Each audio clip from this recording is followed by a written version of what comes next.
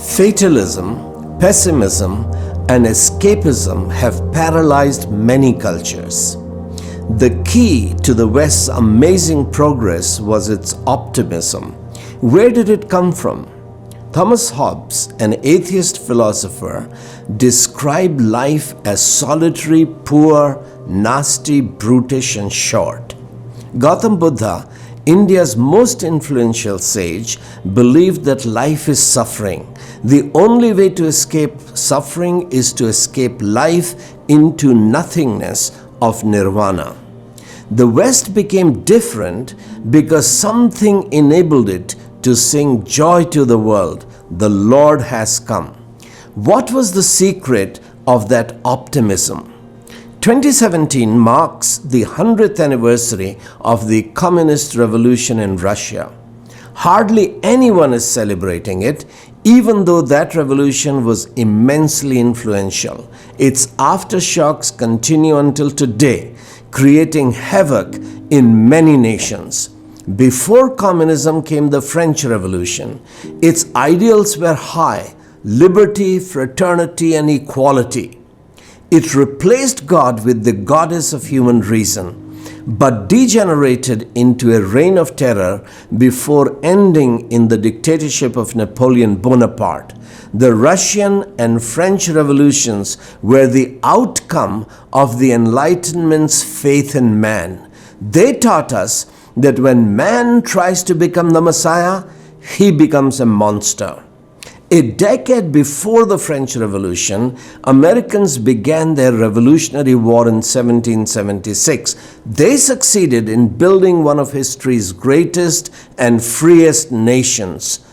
Prior to the American Revolution, the English Civil War had also succeeded in changing Britain. Historian Jacques Barjun pointed out that the English and American revolutions were ripple effects of the German Reformation. He wrote that the 16th century Reformation was the most influential revolution of the last millennium.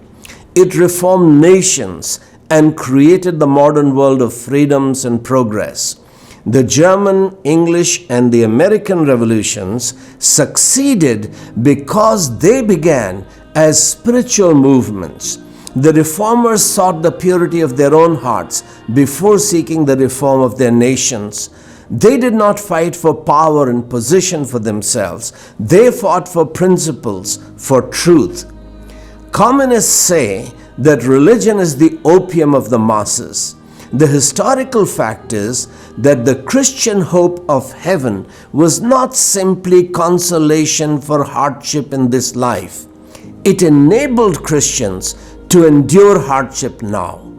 Because Christ had given them eternal life, they were not afraid to die. 11 of Jesus' 12 apostles were martyred for what the Reformation saw as the freedom of belief. Christians continue to brave death for their faith in many countries today. Ideologies such as communism, fascism, and socialism put their hope in man. They were disappointed. The reformers put their hope in Jesus because he conquered sin and death. Reformers did not fight because they wanted to rule this world. They fought because they prayed, "Your kingdom come, your will be done on earth as it is in heaven." God's will was to be done in the hearts of believers, as well as bring healing to every sphere of life. One of the Reformation's chief legacies is that corrupt, cruel, and poor nations can be reformed. They can be freed from intolerance, superstition, and oppression. The reformers would have agreed that religion is the opium of the masses, but faith in a living God results in hope.